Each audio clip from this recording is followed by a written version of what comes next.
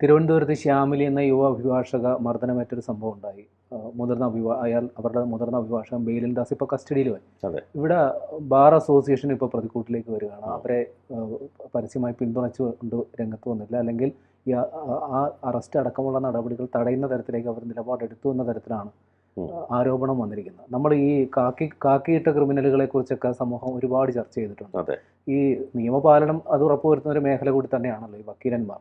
അവരുടെ ഇടയിൽ എന്താണ് ഇപ്പോൾ നടന്നുകൊണ്ടിരിക്കുന്നത്? തീർച്ചയായും ഈ സാധാരണക്കാരുടെ അവസാന ആശ്രയമാണ് കോടതികൾ. കോടതിയിലാണ് നീതി ലഭിക്കുക എന്നാണ് പറയുന്നത്. പക്ഷേ അവിടെ പോലും ഒരു സ്ത്രീക്ക് സുരക്ഷയില്ല, അല്ലെങ്കിൽ ഒരു ജൂനിയറായിട്ടുള്ളൊരു വക്കീലിന് എന്ത് സുരക്ഷയാണുള്ളത്? ക്രൂരമായി മർദ്ദിക്കുക. അവരുടെ മുഖത്ത് അടിയേറ്റ പാടുകൾ കണ്ടാൽ നമുക്ക് സഹിക്കാൻ പറ്റാത്ത വിധത്തിലുള്ളതാണ്. അപ്പോൾ ആ ക്രൂരമായ മർദ്ദനത്തിനാണ് യുവ അഭിഭാഷക ശ്യാമിലി ഇരയായിരിക്കുന്നത്. ഈ ബാർ അസോസിയേഷൻ ഭാരവാഹികൾക്കെതിരെ ശക്തമായി രംഗത്ത് വന്നിരിക്കുകയാണ്. അതായത് ഈ അഭിഭാഷകരുടെ വാട്സാപ്പ് ഗ്രൂപ്പിലൂടെയാണ് ശ്യാമിലി ഇന്ന് രംഗത്ത് വന്നത്. സഹപ്രവർത്തകർ കൂടെ നിൽക്കില്ലെന്ന് പൂർണ്ണ ബോധ്യമുണ്ടെന്നാണ് പറയുന്നത്. കാരണം അന്ന് ഇയാളെ അറസ്റ്റ് ചെയ്യാനായി വരുന്ന സമയത്ത് ഇവരെല്ലാം കവചം തീർത്ത് അയാളെ രക്ഷപ്പെടുത്തുകയായിരുന്നു. അതിനുശേഷം അയാൾ ഒളിവിൽ പോയിട്ടാണ് ഇപ്പോൾ പിടിയിലായത്. അപ്പോൾ ഇവരുടെയൊക്കെ ഒരു നിലപാടെന്ന് പറഞ്ഞാൽ ഒരു ഗുണ്ടായിസം എന്ന് തന്നെ പറയേണ്ടി വരും. ഇപ്പോൾ ഈ കുട്ടി പറഞ്ഞിരിക്കുന്നത്, ബാർ അസോസിയേഷൻ പലരും എനിക്ക് വേണ്ടി സംസാരിക്കുന്നുണ്ടെന്നറിയാം, നിങ്ങളോട് ഒരുപാട് നന്ദിയുണ്ട്, പക്ഷേ അതിലുപരി കാര്യം എന്താണെന്ന് പോലും അറിയാതെ പലരും തെറ്റായ പ്രചരണം നടത്തുകയാണ്. ഞാൻ തുണി പിടിച്ചു വലിച്ചു എന്ന് വരെ പറയുന്നു. ഇതുവരെ കേൾക്കാത്ത കാര്യമാണ്. ഇത്രയും കുറ്റപ്പെടുത്താൻ ഞാൻ എന്ത് തെറ്റ് ചെയ്തു എന്നറിയില്ല. തെളിവ് എൻ്റെ മുഖത്തുണ്ട്. സഹപ്രവർത്തകർ കൂടെ നിൽക്കില്ലെന്ന് പൂർണ്ണ ബോധ്യമായി. ഇതുവരെ ഞാൻ ബാർ അസോസിയേഷൻ സെക്രട്ടറിക്കോ എതിരായി മനഃപൂർവ്വം സത്യസന്ധമല്ലാത്ത യാതൊരു കാര്യവും പറഞ്ഞിട്ടില്ല. കേസിനെതിരെ എന്ത് നിലപാടും എടുത്തോട്ടെ, ഇനി പ്രതിയെ വെറുതെ വിട്ടാലും കുഴപ്പമില്ല, എനിക്ക് നീതി കിട്ടിക്കഴിഞ്ഞു. കാരണം ഇത് സമൂഹം അറിഞ്ഞു കഴിഞ്ഞു. നാളെ നിങ്ങൾക്കോ നിങ്ങളുടെ വീട്ടിലുള്ളവർക്കോ നിങ്ങളുടെ മകൾക്കോ സഹോദരിമാർക്കോ ഈ അവസ്ഥ വരാതിരിക്കട്ടെ. എൻ്റെ സ്ഥാനത്ത് നിങ്ങളുടെ ആരെങ്കിലും വന്നാലേ ഈ അവസ്ഥ മനസ്സിലാകൂ. ഇതിപ്പോൾ എൻ്റെ കാലുകൊണ്ട് ഞാൻ എൻ്റെ മുഖത്തടിച്ചതുപോലെയാണ് പലരുടെയും അഭിപ്രായം. എനിക്കെതിരെ നടക്കുന്ന കാര്യങ്ങൾ ഇന്നാണ് ഞാൻ കൂടുതൽ അറിയുന്നത്. ഇക്കാര്യങ്ങൾ മാധ്യമങ്ങളെയും സമൂഹത്തെയും അറിയിക്കും. ഇപ്പോൾ സഹപ്രവർത്തകർ കൂടെ നിൽക്കുന്നില്ല, കേരള ജനത ഒപ്പമുണ്ട്. എന്താണ് ഇതിനകത്ത് നടക്കുന്നതെന്ന് അവർ അറിയട്ടെ. മാധ്യമങ്ങളാണ് എന്നെ സഹായിക്കുന്നതെങ്കിൽ ഞാൻ അവർക്കൊപ്പം തന്നെയാണ്. അതിലിനി ഏത് കൊടികുത്തി വാഴുന്ന സീനിയർ എനിക്കെതിരെ തിരിഞ്ഞാലും എൻ്റെ രോമത്തിൽ തൊടാൻ കഴിയില്ല. ഞാൻ പറഞ്ഞതിൽ എന്തെങ്കിലും തെറ്റുണ്ടെങ്കിൽ എനിക്കെതിരെ കേസെടുക്കുകയോ ജയിലിലടയ്ക്കുകയോ ചെയ്താൽ പോലും പറഞ്ഞതിൽ ഒരു മാറ്റവുമില്ലെന്നാണ് ശ്യാമിലി ആ സന്ദേശത്തിൽ പറയുന്നത്. ഏതായാലും ഈ ബെയിലിൻ ദാസ് അവിടുത്തെ പൂന്തുറയിലെ ഒരു CPM സ്ഥാനാർത്ഥിയായിരുന്നു കഴിഞ്ഞ തദ്ദേശ സ്വയംഭരണ തെരഞ്ഞെടുപ്പിൽ.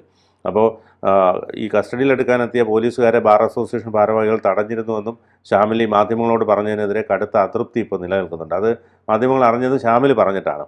ഇതിൻ്റെ ഭാഗമായി ശ്യാമിലിയെ ഒറ്റപ്പെടുത്തുന്ന നിലപാടുകൾ പലരുടെയും ഭാഗത്തു നിന്ന് ഉണ്ടാകുന്നുവെന്ന ആക്ഷേപമാണ് ഉയരുന്നത്. ബെയിലിനെ രക്ഷിക്കാനായി പ്രശ്നം ഒതുക്കി തീർക്കാനുള്ള ശ്രമങ്ങളും ഉണ്ടായിരുന്നു. എന്നാൽ ശ്യാമിലി ശക്തമായ നിലപാട് സ്വീകരിക്കുകയും പൊതുസമൂഹത്തിൽ നിന്ന് വലിയ പിന്തുണ ഉണ്ടാകുകയും ചെയ്തതോടെയാണ് ബെയിലിൻ്റെ അറസ്റ്റിലേക്കും റിമാൻഡിലേക്കും കാര്യങ്ങൾ എത്തുന്നത്. പക്ഷേ ഇതിൽ ഒരു പ്രധാനപ്പെട്ട വസ്തുത, ഈ പറഞ്ഞതുപോലെ ഈ അഡ്വക്കേറ്റുമാരെല്ലാം ഈ സീനിയറായിട്ടുള്ള ആളുകൾക്കൊപ്പമാണ് നിൽക്കുന്നത്. പലപ്പോഴും ഈ മേഖല അത്തരത്തിലൊരു അരാജകത്വം നിറഞ്ഞൊരു മേഖലയാണ്. കാരണം വളരെ കൊടിയ ചൂഷണം ഇവർക്ക് അനുഭവിക്കേണ്ടി വരുന്നു. വലിയ റാങ്കൊക്കെ വാങ്ങി വരുന്ന കുട്ടികൾ ഉൾപ്പെടെ സീനിയർ ആയിട്ടുള്ളവരിൽ നിന്ന് ലൈംഗികപരമായ ചൂഷണം പോലും നേരിടേണ്ടി വരുന്നതാണ് ഞെട്ടിപ്പിക്കുന്നത്. കൊച്ചിയിൽ ഗവൺമെൻറ് പിള്ളേരുടെ അനുഭവം നമ്മുടെ മുമ്പിലുണ്ട്. തീർച്ചയായിട്ടും. അപ്പോൾ അത്തരത്തിൽ ലൈംഗിക പീഡനത്തിന് വരെ ഇരയാകുന്നു. പലപ്പോഴും പലരും ഇത് പുറത്തു പറയാത്ത അവസ്ഥയും നിലനിൽക്കുന്നുണ്ട്. കാരണം ഈ ഒരു പ്രൊഫഷനിൽ ഇനി എത്തിപ്പെടണം, ഇവരെ വെറുപ്പിച്ചാൽ ഇനി തൻ്റെ പ്രൊഫഷൻ കരിയർ ഇല്ലാതാകുമോ എന്നൊക്കെയുള്ള പേടിയാണ്. പലപ്പോഴും മറ്റ് മേഖല, ഇപ്പോൾ നമ്മുടെ മാധ്യമപ്രവർത്തകരുടെ ആണെങ്കിലും അല്ലെങ്കിൽ വേറെ ഏത് മേഖല എടുത്താലും ജൂനിയറായിട്ട് വരുന്ന ഒരാൾ നല്ല കഴിവുള്ള ആളാണെങ്കിൽ ചിലപ്പോൾ അവർ പെട്ടെന്ന് കയറിപ്പോവും.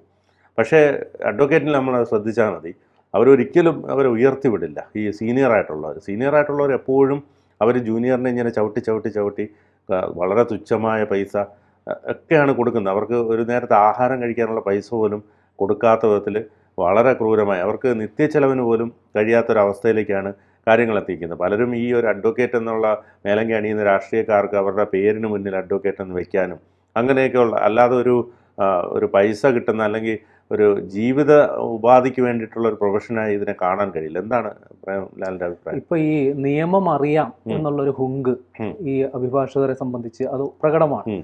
കൊച്ചിയിലും തിരുവനന്തപുരത്തും മാധ്യമങ്ങളെ പട്ടാപ്പകൽ നടുറോഡിൽ വേട്ടയാടുന്ന തരത്തിലുള്ള പ്രവർത്തനങ്ങൾക്ക് ഇവരടക്കമുള്ള വൻ വലിയൊരു നിര തന്നെ ഉണ്ടായി. ഇതിൻ്റെ ഇടയിൽ ഒരു ശുദ്ധീകരണം നടക്കും. ഈ ബാർ അസോസിയേഷനിലെ തെരഞ്ഞെടുപ്പ് അതേപോലുള്ള കാര്യങ്ങളൊക്കെ നടക്കുന്നുണ്ട്. വാസ്തവത്തിൽ ഒരു ശുദ്ധീകരണം ഏതെങ്കിലും തരത്തിലൂടെ നടക്കുന്നതായിട്ട് മനസ്സിലാകുന്നുണ്ടോ? ഇല്ല. അതാണ് ശരിയായത്. ഇക്കാര്യത്തിൽ ഒരു ശുദ്ധീകരണം നടക്കുന്നില്ല. അതുമാത്രമല്ല, ഈ ഒരു പ്രൊഫഷൻ തിരഞ്ഞെടുത്ത് വരുന്നവർ പോലും ഒരു കൃത്യമായി അവർ കോടതിയിൽ ഒരു സത്യം ചെയ്യുന്നതൊക്കെ ഒരു കപടതയായിട്ടാണ് നമുക്ക് തോന്നിയിട്ടുള്ളത്. കാരണം ഇവർ ചെയ്യുന്നത് ഇത്തരത്തിലുള്ള പ്രവർത്തനങ്ങളാണ്. കാരണം ഒരു ജൂനിയറായിട്ടുള്ള ഒരു സ്ത്രീയായിട്ടുള്ള അഭിഭാഷകയ്ക്ക് നീതി ലഭിക്കുന്നില്ല. ഇവർ നിയമമാണ്, അതായത് ഒരാൾ തെറ്റ് ചെയ്താൽ അത് കോടതിയിലൂടെ പരിഹരിക്കപ്പെടണമെന്നാണല്ലോ ഇവർ തന്നെ ശിക്ഷ നടപ്പാക്കുന്നു എന്ന് പറയുമ്പോൾ അത് എന്ത് സന്ദേശമാണ് പൊതുജനങ്ങൾക്ക് കൊടുക്കുന്നത്? കാരണം ഒരു പെൺകുട്ടി അല്ലെങ്കിൽ അയാൾക്ക് ഇഷ്ടമല്ലാത്ത വിധത്തിൽ പെരുമാറിയാൽ ഇവർക്ക് തന്നെ നിയമ സംവിധാനങ്ങളുണ്ട് അതിനെതിരെ പ്രവർത്തിക്കാൻ. കാരണം ഇവരെ കയ്യിലിരിക്കുവാണ് ഇതെല്ലാം. പക്ഷേ അതിനെ ക്രൂരമായി മർദ്ദിക്കുക, അത് ഒരു കണ്ടാൽ നമുക്ക് വിഷമം ഉണ്ടാക്കുന്ന വിധത്തിൽ മുഖത്തെല്ലാം അത്രയധികം പാട് ഉണ്ടാകുന്നുണ്ട്.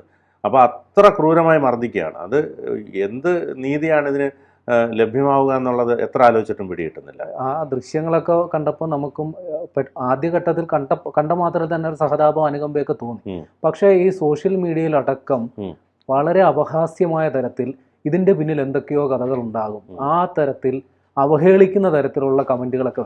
ഈ കമൻറ്റുകൾ നടത്തിയവരിൽ ഏറെ പേരും ഇതേ പ്രൊഫഷൻ ചെയ്യുന്നവരായിരിക്കണം എന്ന് തന്നെ വേണം ഈ ഘട്ടത്തിൽ മനസ്സിലാക്കാം. അതെ, തീർച്ചയായിട്ടും. അത് മാത്രമല്ല, ഈ കുട്ടിക്ക് പ്രഗ്നൻ്റ് ആയിട്ടിരിക്കുന്ന സമയത്തും മർദ്ദനം ഏറ്റിട്ടുണ്ടെന്ന് ഇപ്പോൾ ഞെട്ടിപ്പിക്കുന്ന ഇതൊക്കെയാണ് പുറത്തു വരുന്നത്. കാരണം ഇപ്പോൾ എത്ര മർദ്ദനങ്ങൾ എവിടെയെല്ലാം നടക്കുന്നുണ്ടെന്നുള്ളതാണ്.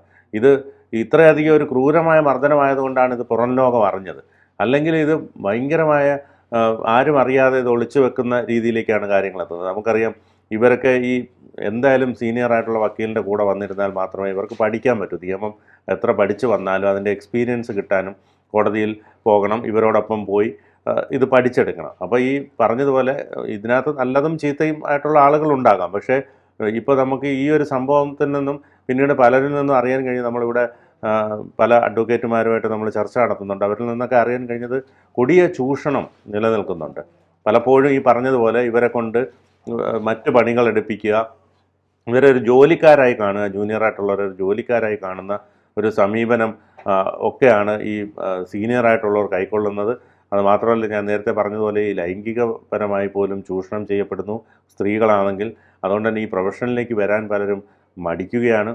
എന്നാൽ ഇപ്പോൾ ഈ പ്രൊഫഷനിൽ വരുന്നവർക്ക് സർക്കാർ പല ജോലികളും അതോടൊപ്പം തന്നെ ഇപ്പോൾ പഴയ പോലെ അല്ല. ഇതിന് വക്കീൽ പണിക്ക് പോയി കഴിഞ്ഞാൽ പൈസ കിട്ടില്ലെന്ന് പറയുന്നത് വെറുതെയാണ്. ഇപ്പോൾ പല പോസ്റ്റുകളിലേക്കും പരിഗണിക്കപ്പെടുന്നുണ്ട്. അത് അവർക്ക് നല്ല വരുമാനം കിട്ടുന്ന വിധത്തിലേക്കുള്ള പല പോസ്റ്റുകളിലും എത്താൻ കഴിയുന്നുണ്ട്. അതൊക്കെ കൊണ്ട് സ്വാഭാവികമായിട്ടും ഈ ഒരു പ്രൊഫഷനിലേക്ക് വരുന്നവർക്ക് പഴയതുപോലെ അല്ല എങ്കിൽ പോലും ഇത്തരത്തിലുള്ള ഈ സീനിയറായിട്ടുള്ളവരിൽ നിന്നും ഇങ്ങനെയുള്ള അനുഭവങ്ങൾ ഉണ്ടാകുമ്പോൾ, അത് പ്രത്യേകിച്ച് ഒരു സ്ഥാനാർത്ഥിയായിട്ടുള്ള ഒരാളാണ് CPM-ൻ്റെ, അന്നേരം ഒരു പൊതുജനങ്ങൾക്ക് മാതൃകയാകേണ്ട ഒരു വ്യക്തി കൂടിയാണ്.